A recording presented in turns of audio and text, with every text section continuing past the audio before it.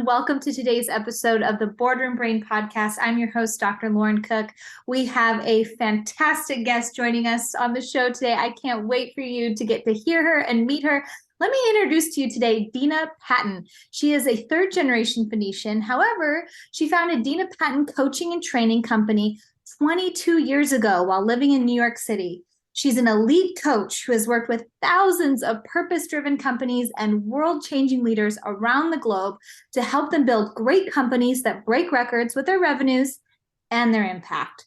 Dena transforms three key pillars of your business. Number one, your marketing and sales plan to increase your profits. Number two, your greatness mindset to elevate your vision and leadership. And number three, your systems to expand your business growth. Dena has garnered over 60 media stories, including CNN, Entrepreneur Magazine, and Business Journal. You also want to check out her best-selling book, The Greatness Game, which helps business owners to lead with boldness and greatness. Ooh, I love that bio. Dena, welcome to the show.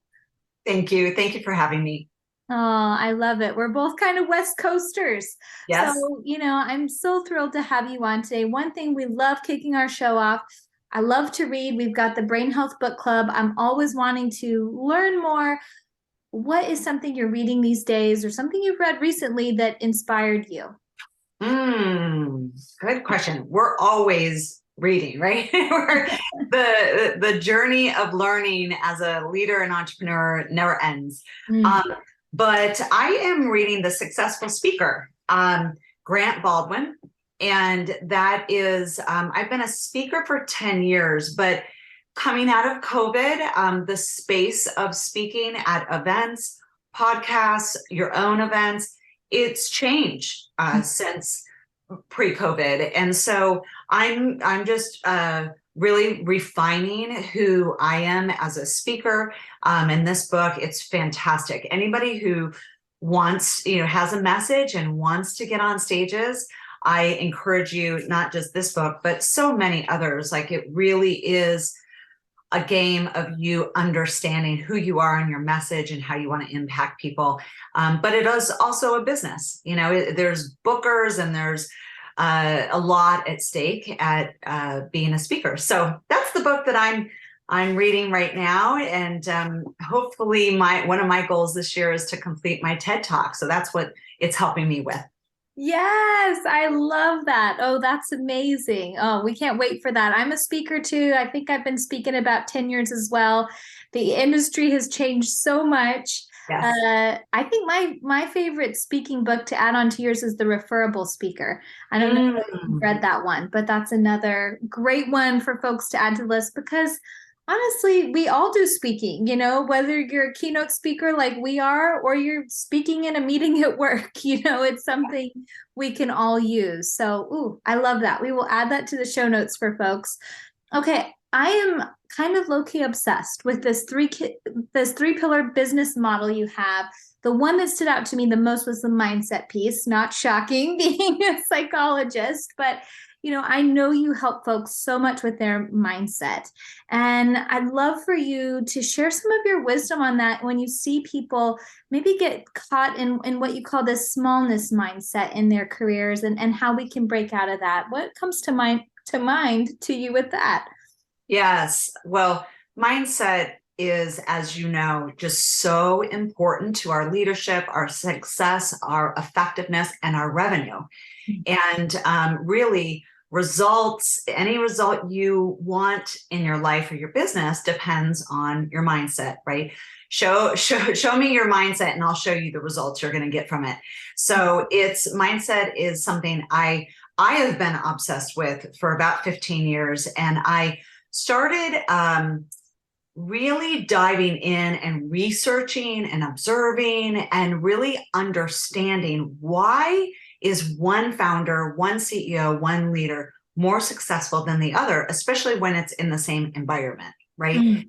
And so for me, I got really I got obsessed with it and honed in because I realized it's the thing that makes the difference between CEOs, leaders, entrepreneurs is the mindset.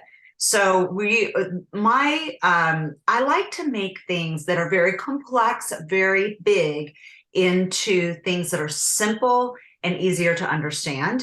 And especially when it comes to mindset and the psychology of success, there's a lot to do with it, right? And so in my book, The Greatness Game, I just focus on the concept between the difference between smallness and greatness. And really, it boils down to this. We have both sides in us. We're born with both. We're both, right? That smallness side that keeps us small and safe, and it's all about comfort zone and not going to scary places, right?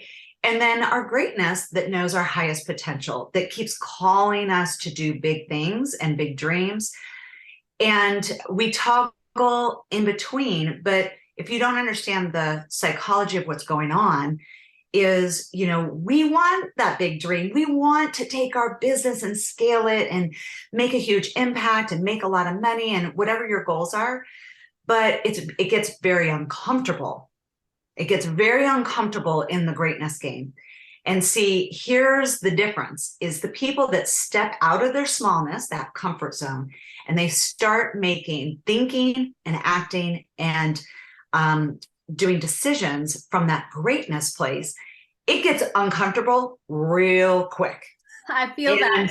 Right? It's just really quick. And what most people do will go right back into what they know, what they're a master of, and that smallness, right? It's like, oh, my business is fine. Just how it is, it's fine.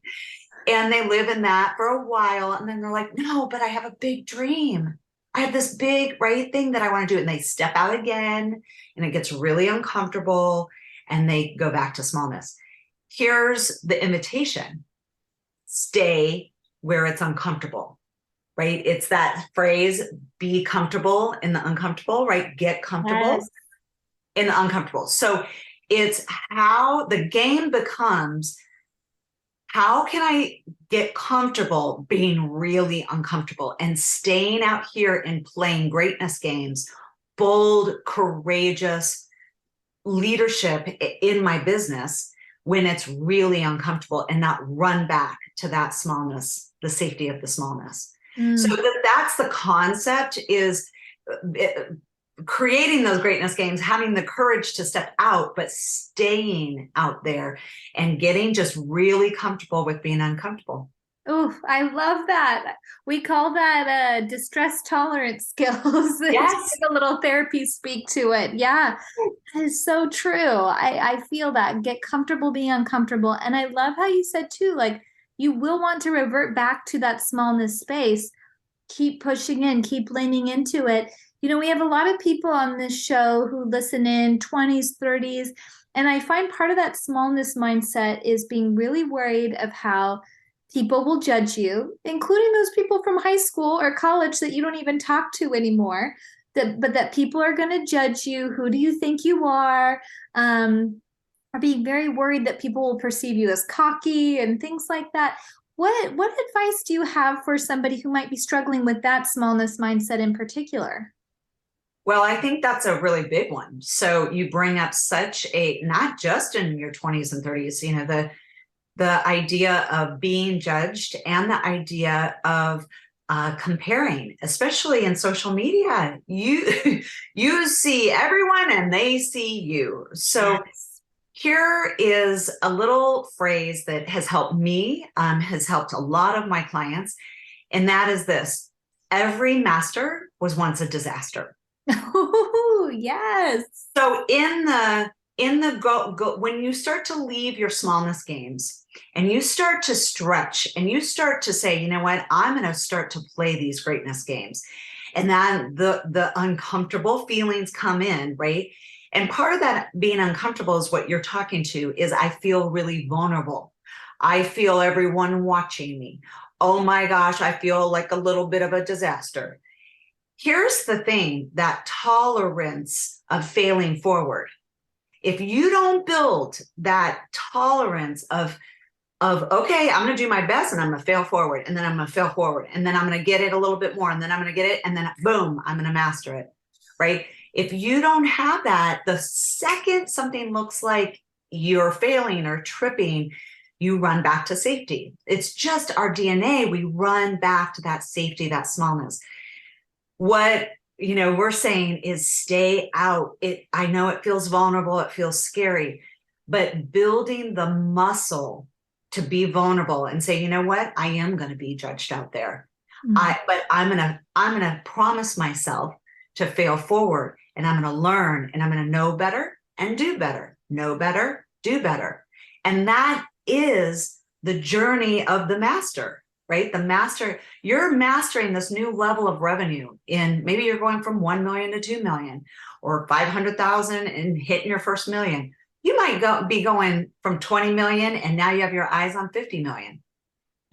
All those levels have a new devil, new level, new devil, new level, new devil. And those challenges, those big challenges are what scare us back to that lower level and that smallness. So one, be knowing that the journey is going to take some vulnerability, some uncertainty, some uncomfortability, right? Being uncomfortable, and being okay with that being the journey, because you're going to fail forward and you're going to learn and you're going to know better. And you're going to all of a sudden arrive at this new level and you're going to go, oh my gosh, I did it. I got to that next level. And it builds confidence for then the next level, right? And confidence is built in action, not in thinking about things. We don't just think and build confidence, think. No, it's action, build confidence, action. So I encourage everybody listening, that big, courageous move that you're thinking about doing in your business, make it. That's where you get the practice, and that's where you get the confidence, is through action. Yes, I couldn't agree with you more on that. I always say with imposter syndrome, the best way to overcome it is to actually take the behaviors, take the action, and show yourself you can do it. Oh my gosh, this phrase, new level, new devil, that's going to stick with me. That's powerful. I'm wondering, we achieve these levels, we fail forward. I love all this.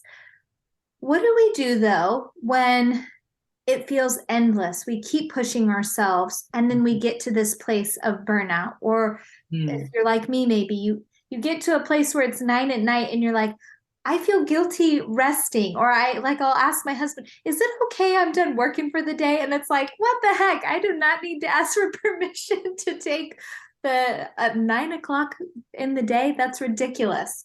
But I don't think I'm unique in that we feel like we just have to do, not be. How do we also balance the self-care and the slowing down as we are trying to keep growing and moving forward? Such a good question that not a lot of people ask. And I think it's one of the most important conversations that we can have inside of leadership and business. And I learned it the hard way. I started my first business at 24, won awards, building. I built in, the hustle, the 16, 17-hour hustle days. And I wanted a trophy. I was so proud of my long days. It was like this badge of hustle, right? And it caught up to me. And it caught up to me in the form of a minor stroke at 27. And, whether it might be a disease or death or a divorce or something that's pretty devastating, that has to show us what we're doing wrong, right? I bought into the myths of entrepreneurship that I believed that you had to work 15 hours a day to get ahead. You had to have this level of success. You had to, I just so many beliefs that I was buying into that almost killed me. So I actually wrote an article in Entrepreneur Magazine called "Is Your Business Killing You?" And really that's the question that I bring to everybody listening is your business killing you? Is it killing your marriage or relationships? Is it killing your soul? Like you want to do it, but your soul's just dying, right? So that mind, body, and spirit is the most important, especially if you're a business owner. If you're an owner, you're the fuel of your business. You are the fuel. You are the biggest asset to your business. So like a car or anything that needs to stay fueled to work effectively, you have to stay fueled. So for all my clients, it's a requirement in my coaching practice. Every CEO that I coach, they have to have a self-care plan. Just like we have a business plan and a marketing plan, we have a self-care plan. So I would say to anybody listening, whether you're a leader, you're an employee, it doesn't matter. If you're a human being, having a self-care plan, and this is my structure for it, is you have daily, you have weekly, and you have monthly. And they are commitments. They're things that you're committing to on a daily basis, a weekly basis, and a monthly basis that keep you two things. One, relaxed, right? We want some relaxing, some down energy, downtime in our life, right? We need margins, we need boundaries, we need to sleep in, we need good sleep, right? Anything that's going to fuel you down and relax you.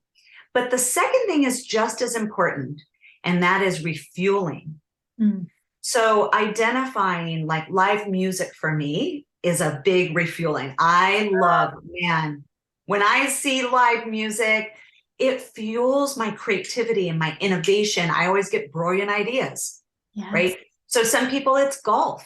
Some people it's reading, whatever your thing that you might have one or two or three awesome things that refuel you and you just feel activated and you're like, ooh, I got another great idea, or this creativity thing came to me. So that's self-care plan in short, has a commitment of daily, weekly, and monthly, and it has things on it that relax you and things that refuel you. And when you commit to that, what you're committing to is a whole another level of leadership, of focus, of creativity, of revenue. It changes everything. It's the one thing that can change everything in your leadership and your business. So big advocate of self-care plan.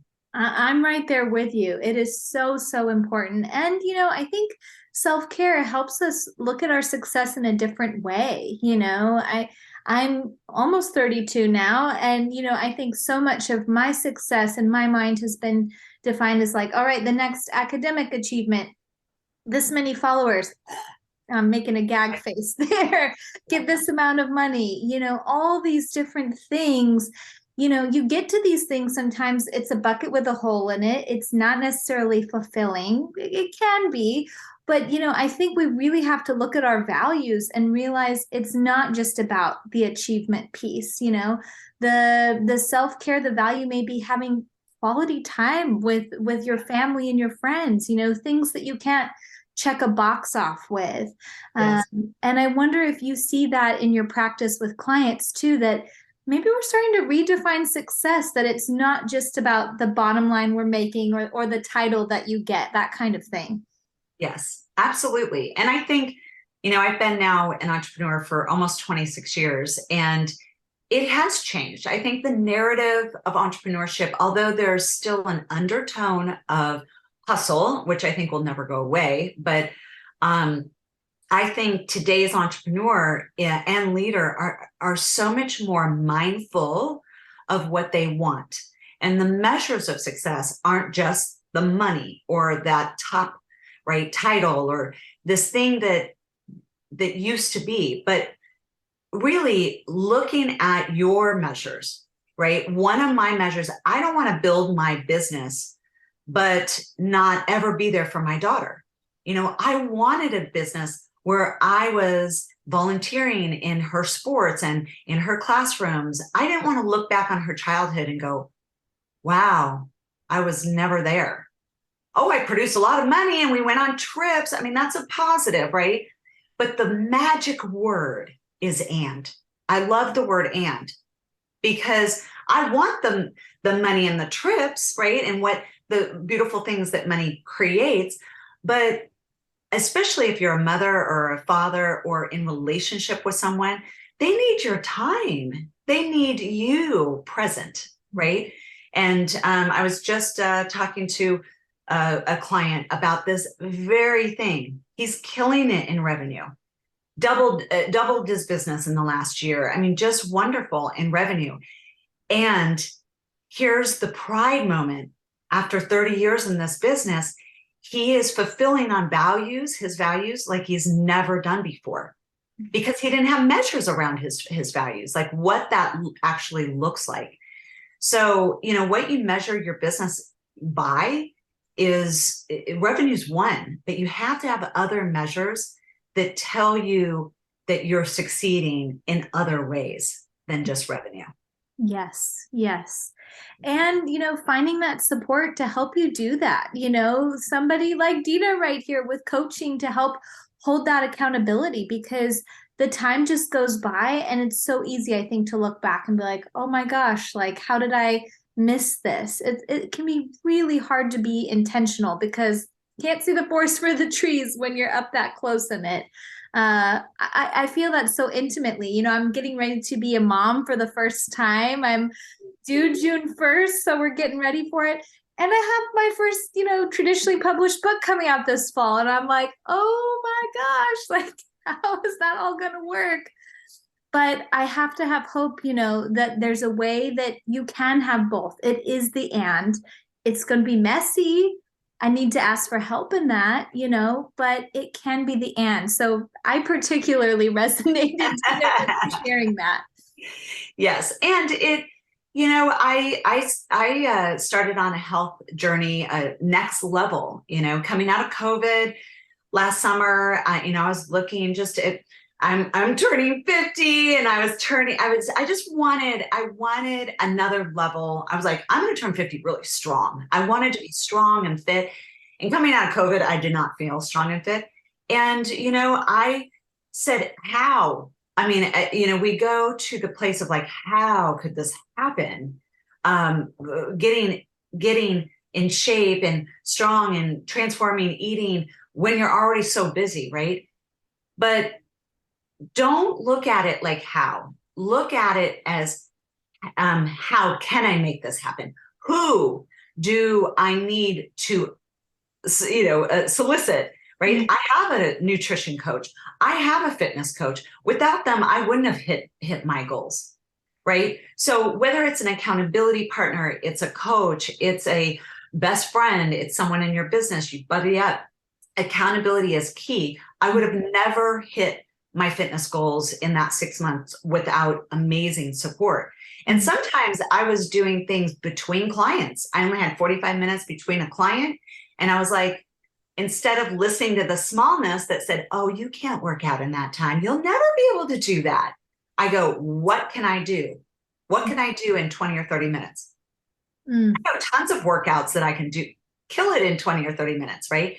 So weight training has now become a part of my life, and my coach, my nutrition coach and my fitness coach, it's a new lifestyle. And I started small, and I started with 15 minutes and 30 minutes, and then 1 day a week, and then up to 3 days a week. And then I layered on the right eating right.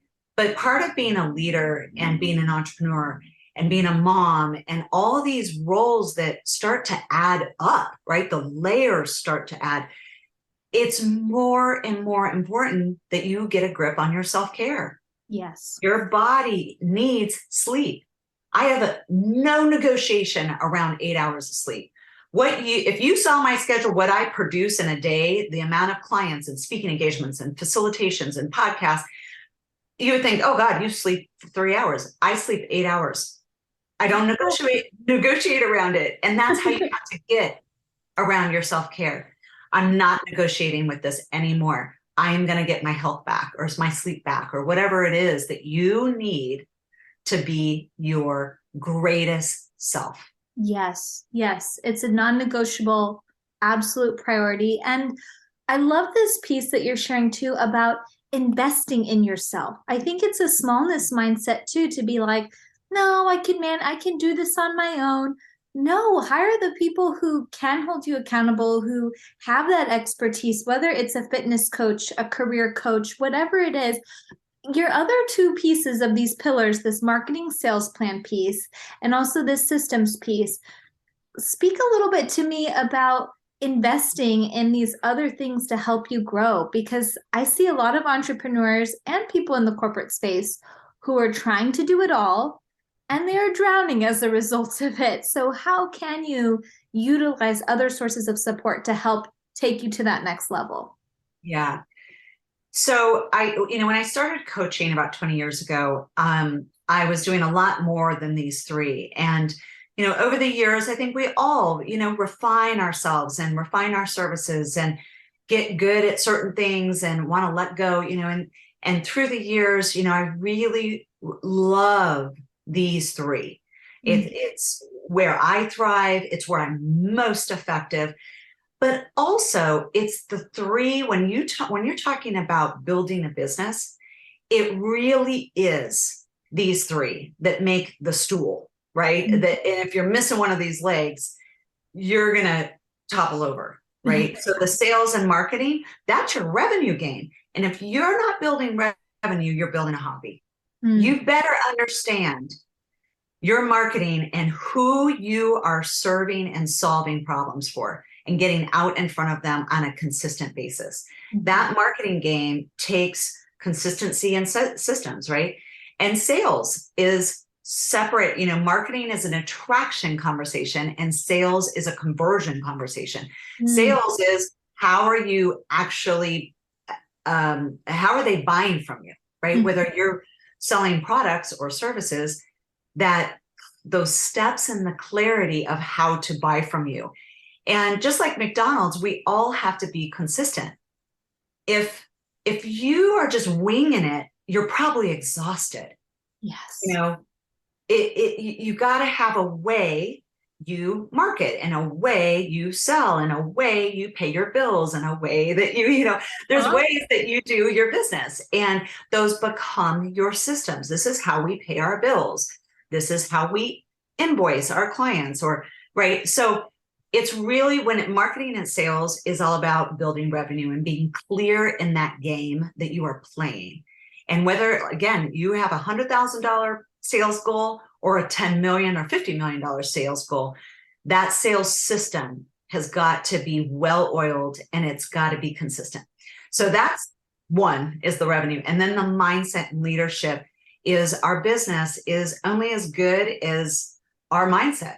So if you're living in smallness stories like, I can't do this, or I'm too dumb, or I'm the wrong color, or I'm from the wrong family, what am I doing? Or I'm winging it, I don't feel smart enough, right? Or what about that guy? They've hit 5 million and I'm only at 800,000, I should quit, right? All of those smallness stories that make us very disempowered and derails our train, right? You've got to get the train back on your greatness track and starting to feed your greatness by, being around people that are empowering to you. Can we just talk about toxic people? There's toxic entrepreneurs that are fueling those narratives of you better hustle 20 hours a day and you have to be the best and the revenue is the only thing that counts. I mean, you can listen to them I'm telling you, you're going to burn out. It's not a game worth playing.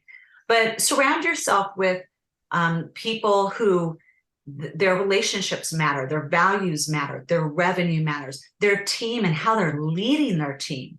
Does your team hate how you lead and they're like tolerating you and they're tolerating working for you?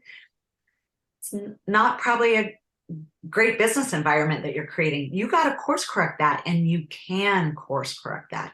So that mindset leadership piece is crucial to your effectiveness, your team, your brand, your reputation, how people are attracted to you, and how you build your business. And then the third piece is systems, and why systems are so important, from the admin systems, like I said, the sales systems, to the quality assurance systems, all of those systems that create a well-oiled machine is one, it helps you to scale your business. You can scale things that you can duplicate, right? If everything's in your head, how are you going to delegate that to other people, right? So to scale, to make more money, to make more impact, you've got to have systems. But who has time creating systems? Like, I don't have time to do that. I mean, I'll tell you a fun story, and it's a brand that you might know, but Russ Perry, who's the CEO of designpickle.com, he saw me speak at a conference and said, I want to coach with you. And he said, I have this idea in my head for unlimited graphic design, and no one is doing it. And I think a lot of entrepreneurs, they're making flyers and they're making social and they need all these graphics, but graphic design is expensive. So he's like, I want to do unlimited graphic designs for $400. And long story short, I helped him pull this idea out, and we created systems. The key to that business exploding was systems. And I remember the first time I said, we were, about to launch, and I said, he was worried about just getting his first 5 clients, right? And I said, I want you to create systems for 100, like you are sustaining 100 clients. He goes, I haven't even gotten my first 5 yet, right? Like, why would I create a system for 100? And I said, because this is what's going to happen. You're going to get your first 5, and then you're 10, and then a week later, you're going to get 30. And you're not going to want to stop and go, oh my God, I don't have the systems. And now we're a complete mess, right? You're going to have the systems ready for your first 100. And so you can get that scale and that revenue, and then we can scale the systems up. Well, long story short, he now has thousands of clients, and he has 550 employees. Oh my gosh. So but you have to stay. The story is to tell you how important your systems have to be ahead of your business, right? So if we were building a house, if we had a 1-story house and we were building a 2nd story, you have to get the infrastructure, the framing up there first. And then we're going to build that 2nd story and all the stuff in it, right? But that framing is our infrastructure. And he was that perfect. He's such a great entrepreneur, and he's written a book, The Sober Entrepreneur. It's amazing, his CEO journey. But we have to learn these things. We're not born knowing it. No. So everybody who wants to scale and this is their year to really grow, what I'm telling you right now is get some of those systems, infrastructure in place for your growth. That is great advice. And I so hear it tied in with the number 2 piece.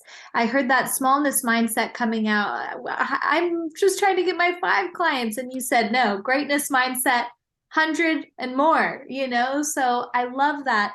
One thing I wanted to ask you about too, speaking of smallness mindset, I see this come up a lot for women and with finances. I had a client just the other day. Kudos to her. She brought up in session, Lauren, I need help around my finances. I am noticing so much shame around it. And I know you helped found this Girls Rule Foundation where you specifically help girls and women, with things like finances. What advice do you have maybe for a woman listening in today and she's noticing a smallness mindset, and our gentlemen too, and other people who could be tuning in, that they're noticing that pop up, especially with the money piece? So I was just talking to someone the other day about what is if I could say the biggest area of business that people are disempowered around, it's money. And I think it really comes from, our childhoods. I don't think there's a lot of parents that are having very good, clear, strong conversations around money, right? How to earn it, how to save it, how to invest it, how to spend it wisely, how to run on a budget, how to stay out of debt. I don't know about you, but my parents weren't teaching me that. I had to learn that in my 20s and 30s, right? Yep. So, and then when you start to, build a business, it's a whole nother level of financial literacy. So starting the Girls Rule Foundation, we are leadership skills, financial literacy skills, and then self-esteem skills. Those are the 3 pillars in that, mainly to middle school, high school, and college girls. And that financial literacy piece is a big piece, especially with girls and women, because it's just a place generally speaking, that women and girls are disempowered around. They're disempowered around asking for money, asking for promotion, asking for the sale, right? Owning their sales game. When I'm at a conference speaking to women entrepreneurs, I talk about owning, giving ourselves permission to play big sales games and revenue, right? And I love talking about money. I love helping people have breakthroughs around money because you can do so good when you do well, right? Let's do well in our business so then we can do good. I can have a foundation, right? And some philanthropy because I do well in my business. So I can, it's so good. We can do great things with our money. But the framing of it has to move from smallness to greatness. The narrative of money as evil and all of, I don't even want to repeat them. They're so disempowering, right?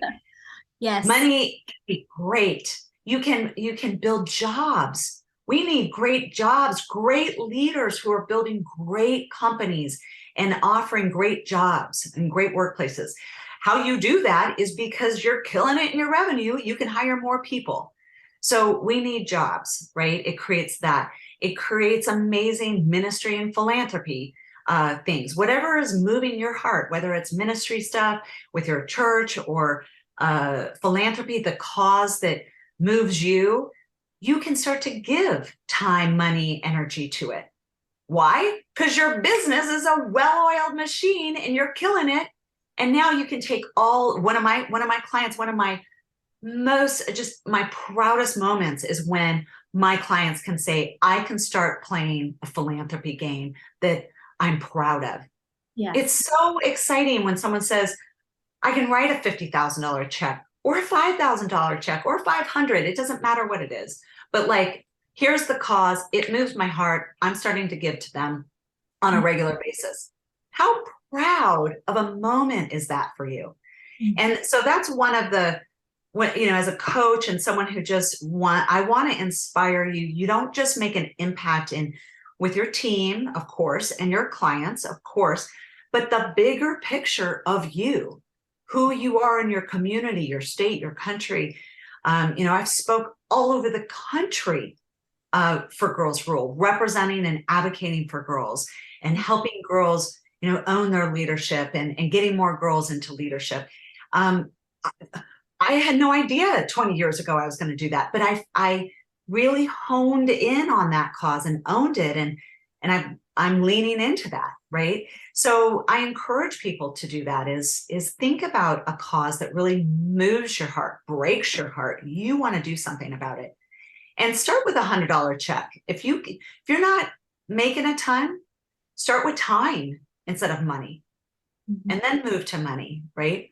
Part of my big giving wasn't necessarily like, I'm not to the point where I'm writing $500,000 philanthropy checks. But guess what I can do? I can create a fundraiser that does that. I can create an event because entrepreneurs are awesome. And yes. I can create a big event and the money goes to philanthropy, right? So it could be a dinner party that you get 15 or 20 or 30 people around and all the proceeds, you charge and all the proceeds go to your charity, the charity that you love.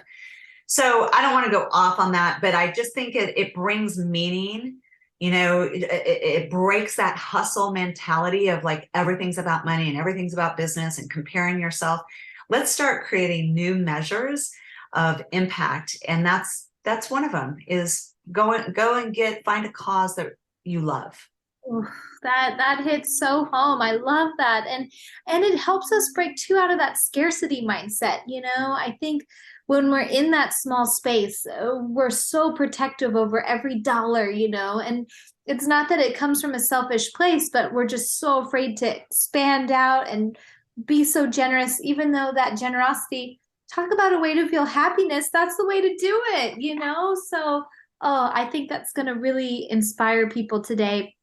I could keep talking to you for hours, Dena. I mean, I feel like everybody here just got a whole coaching session for free. So enjoy, everyone.